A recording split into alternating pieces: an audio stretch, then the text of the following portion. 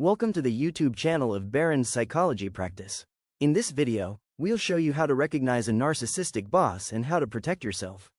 We'll also cover common manipulation tactics and share practical self-help strategies to help you stay resilient. Many clients are easily confused when their boss, who appears so charming and confident, suddenly shifts into victim mode to deflect blame or gain attention. To them, a narcissist fits the classic profile, having an inflated ego, a constant need for praise, and a tendency to blame others for their own mistakes. So when their boss plays the victim, they often say, "That can't be a narcissist." Others become confused when a boss who once seemed friendly, cooperative, and proactive suddenly turns against them, belittling them, putting them down, and trying to steal their thunder. We completely understand the confusion, so let's take a closer look at the different types of narcissists. Nowadays, research suggests that there are 2 or 3 distinct subtypes of narcissism. In this video, we'll explore the theory that identified 3 of them: the malignant, the fragile, and the high-functioning, exhibitionistic narcissist. We'll explain how they differ, how to recognize them, and most importantly, how to protect yourself against them. Let's start with the fragile narcissist. Fragile narcissists typically exhibit hypersensitivity, low self-esteem, and a deep-seated fear of rejection. Research suggests that these individuals often have histories of emotional neglect or abuse during childhood, which lead to persistent feelings of shame and a fragile sense of self. Such early experiences may give rise to negative core beliefs like, "I'm not good enough," or "I'm unlovable." To protect themselves from these painful feelings, they often adopt grandiosity as a defense mechanism. When one of these negative core beliefs is triggered, they experience intense emotional distress, as it echoes the emotional pain of their past. Any form of criticism or doubt, whether about their behavior or performance, can activate these beliefs, leading to feelings of inadequacy, anxiety, and loneliness. This internal turmoil can then manifest as rage and deep insecurity. Malignant narcissism is characterized by a combination of narcissistic traits, antisocial behavior, and aggression. This subtype is often associated with early experiences of abuse, neglect, or exposure to a caregiver with narcissistic tendencies. Such environments can foster a worldview in which manipulation and control are seen as essential for survival, leading to exploitative and harmful behaviors in adulthood.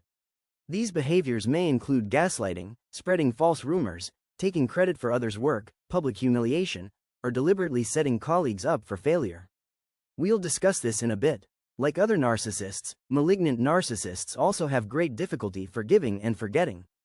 They often hold grudges and may seek revenge days, weeks, or even years after the perceived offense, long after others have moved on.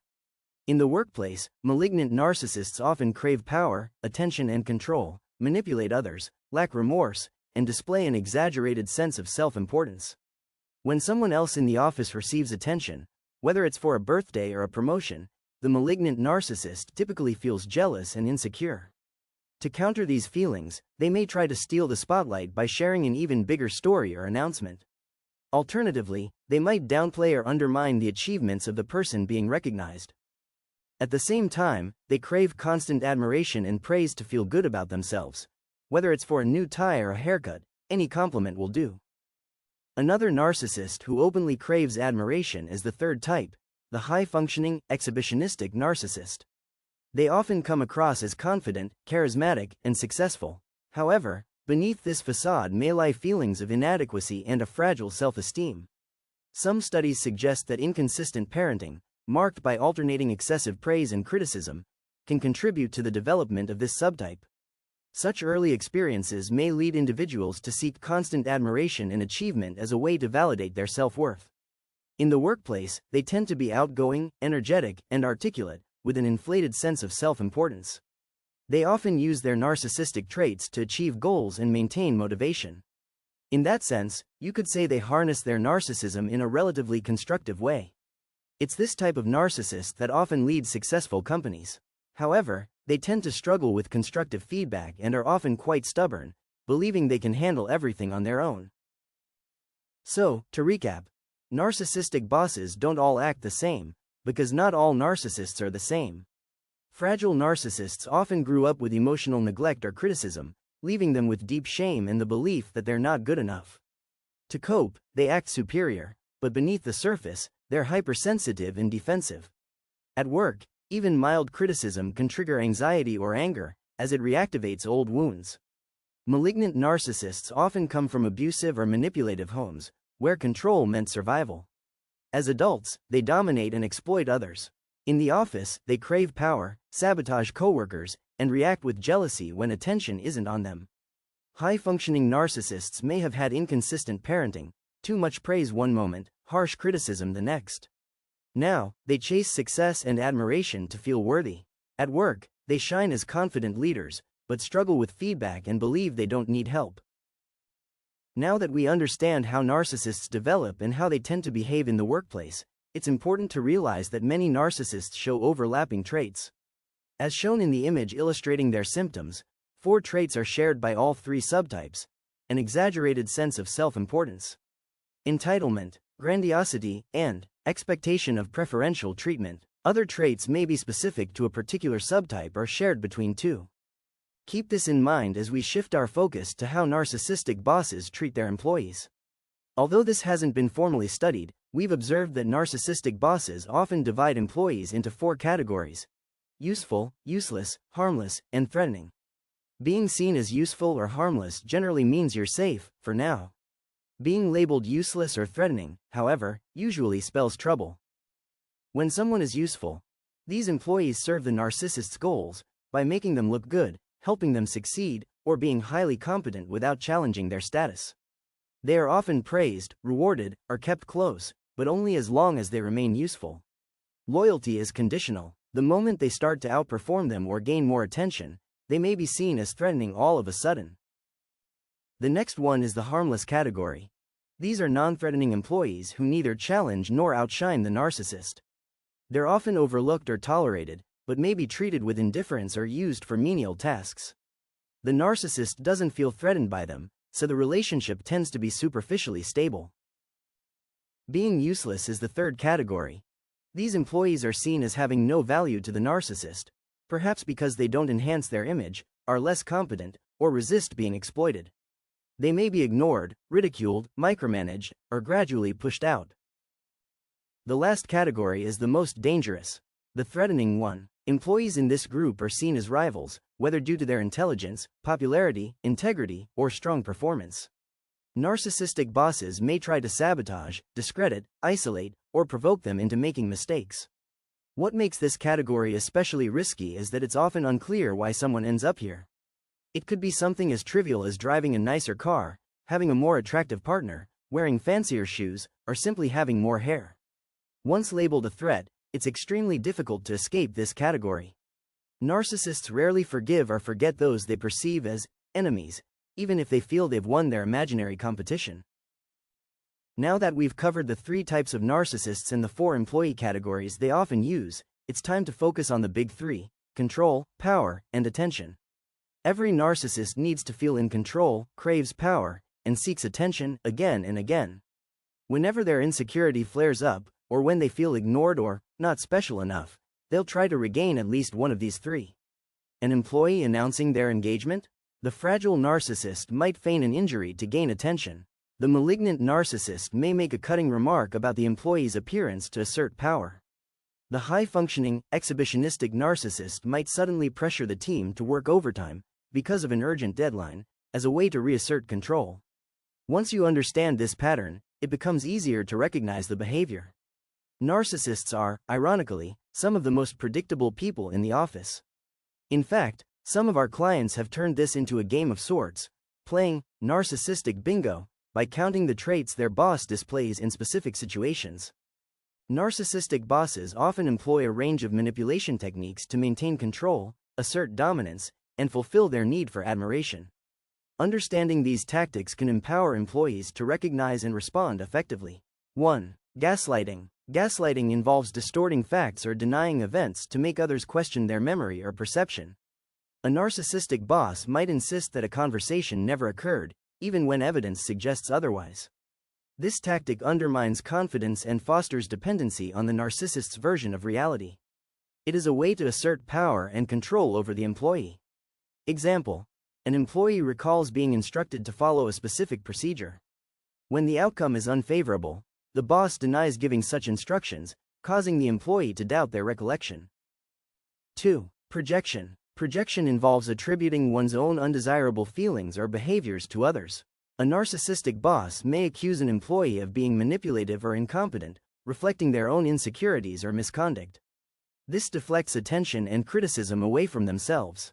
An example: a boss who frequently misses deadlines accuses a punctual employee of being unreliable, shifting focus from their own shortcomings. 3. Triangulation. Triangulation is the act of bringing a third party into a conflict to reinforce the narcissist's position. This tactic consolidates the boss's control, isolates individuals, and fosters competition and mistrust. Example: a boss tells John that Dave questioned their competence, while telling Dave the same about John, creating tension between the two. Another example: a boss fosters rivalry between employees by comparing them to one another to manipulate them into seeking approval. 4. The silent treatment. The silent treatment is a form of emotional punishment in which the narcissist ignores or excludes someone to assert control. A boss may suddenly stop communicating with an employee without any explanation. Beyond asserting dominance, this behavior manipulates the employee into seeking the boss's approval and creates feelings of anxiety and stress. Example: after a minor disagreement, a supervisor ceases all interaction with an employee, excluding them from meetings and decisions, prompting the employee to apologize or acquiesce in order to regain favor. 5. Love bombing. Love bombing involves excessive praise and attention used to win someone over, often followed by sudden withdrawal or criticism. A narcissistic boss may initially flatter an employee, only to later devalue their contributions. Beyond asserting power and control, this behavior creates a cycle of dependency and confusion, causing the employee to seek the boss's approval. Example: a new hire receives constant compliments and public recognition, but after a minor mistake, the boss turns cold and critical, prompting the employee to work even harder to regain approval. 6. Blame shifting. Blame shifting involves redirecting responsibility for failures or mistakes onto others. A narcissistic boss rarely admits fault, instead pointing fingers at employees to protect their self-image. This behavior undermines team morale and accountability, while fostering self-doubt, insecurity, and approval-seeking in employees. At the same time, the boss asserts power, maintains control, and attracts attention by staying in the spotlight as the one who is fixing the problem. Example: after a project fails due to the boss's poor planning, they accuse the team of incompetence, deflecting scrutiny from their own leadership. 7. Playing the victim. By portraying themselves as the victim, narcissistic bosses elicit sympathy and avoid accountability. They may exaggerate challenges or fabricate mistreatment to manipulate others' perceptions, gain support, loyalty, attract attention, and maintain control. Example: a manager claims that upper management is unfairly targeting them, rallying the team to defend them, despite evidence of their own misconduct. 8. Intimidation. Intimidation involves using threats, aggression, or authoritative behavior to instill fear and enforce compliance. A narcissistic boss may raise their voice, invade personal space, or issue veiled threats to assert dominance, maintain control, and keep employees in a state of fear. Example: during a performance review, a supervisor leans in close, speaks loudly, and hints at job insecurity if expectations aren't met, pressuring the employee to conform. 9. Favoritism and exclusion. Narcissistic bosses may show favoritism to certain employees while excluding others, creating divisions and competition. This manipulation ensures loyalty from favored individuals and keeps others striving for approval. Example: a boss consistently invites the same few employees to important meetings, leaving others out of the loop, fostering resentment and rivalry. 10. Setting unrealistic expectations. By imposing unattainable goals or deadlines, narcissistic bosses set employees up for failure. When expectations aren't met, the boss criticizes or punishes the employee, reinforcing their authority. Example: assigning a complex project with an unreasonably short deadline, then reprimanding the team for not completing it on time. Now that we've explored the manipulation techniques narcissistic bosses employ, their relentless pursuit of attention, power, and control, the 4 categories they assign to employees, and the 3 distinct narcissist types, it's crucial to understand how to protect yourself in such environments. Drawing from insights provided by Barends Psychology practice, here are effective strategies to safeguard your well-being. Please be advised that the self-help tips provided in this video should be tailored to your specific situation. For example, Setting firm boundaries may be more complicated if your boss owns the company, compared to when they are simply a department manager. The presence of an HR department can also influence how you approach boundary setting. If your company employs in-house therapists, exercise caution when disclosing personal information or frustrations. These therapists may feel a sense of loyalty to the company, or to the person who hired them, or fear professional repercussions if they do not share what you've said. Our advice is to discuss these matters with someone who is completely independent from your company. 1. Establish firm boundaries. Narcissistic bosses often test limits to assert dominance. By setting clear boundaries and consistently enforcing them, you signal that manipulative behavior won't be tolerated. For example, if your boss tries to contact you outside of work hours for non-urgent matters, respond politely but firmly by stating your availability. Over time, this consistency can discourage boundary-pushing behavior. If your boss questions why you can't work late, use reasons beyond your control, such as, "I have to babysit," "I have an appointment," or "I have visitors." When your reason involves others, it's far less likely your boss will pressure you to cancel your plans. 2. Set limits around emotional availability. If your narcissistic boss starts using you as a sounding board for their frustrations or personal issues, it's okay to gently steer the conversation back to work-related matters. You might say, "I understand things are stressful right now. Should we focus on the project deadlines to make sure we're on track?" Setting this boundary is crucial because emotional enmeshment can quickly turn into manipulation or guilt-tripping.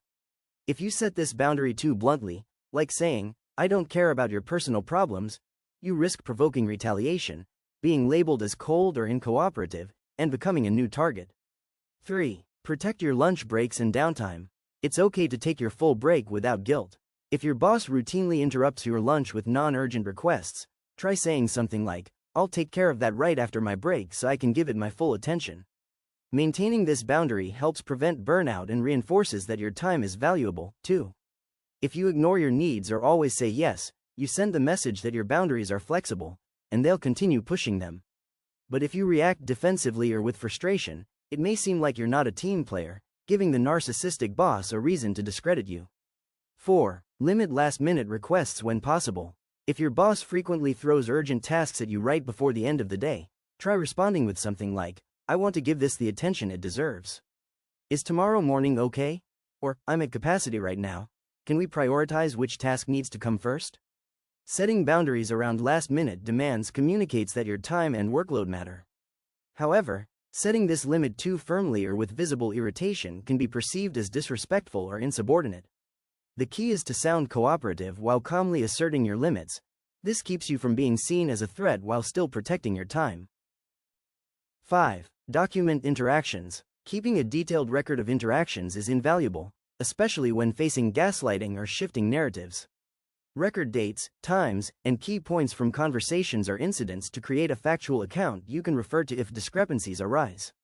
This practice reinforces your reality and provides evidence if you need to escalate the issue. It's helpful to follow up on conversations via email. For example, "Following up on our conversation a few minutes ago, you asked me to do X, Y, and Z, is that correct?" I'll take a no reply as confirmation. 6. Limit personal disclosures. While building rapport is natural, sharing personal information with a narcissistic boss can be risky, as such details may later be used manipulatively. It's best to keep conversations professional and avoid revealing sensitive personal experiences or emotions. Narcissists often observe facial expressions and body language to gauge how certain comments affect you. Some would even say it's their roadmap to causing harm. One effective strategy is to remain emotionally neutral, a technique known as the gray rock method. In short, anything you disclose can, and likely will, be used against you. Never share mental health issues unless doing so grants you specific legal or medical protections, such as approved time off. 7. Seek external support. Speaking with a therapist or counselor provides a safe space to process your experiences and develop effective coping strategies. It can also be essential for addressing trauma, managing stress, and preventing burnout. Finding a therapist you trust is key. For some, online therapy is more convenient due to a busy schedule and the absence of a commute, while others prefer face-to-face sessions for a more personal connection. Additionally, building supportive relationships with trusted colleagues can offer validation and encouragement. That said, confiding in coworkers carries some risk, as their loyalty may lie with your boss. In general, external perspectives help you recognize unhealthy patterns and remind you that you're not alone. Thanks for watching. If you found this video helpful, don't forget to like, subscribe, and hit the notification bell so you won't miss future content. And if you have any questions, need support, or simply want to share your story, don't hesitate to reach out. We're here to help. Take care, and see you in the next video.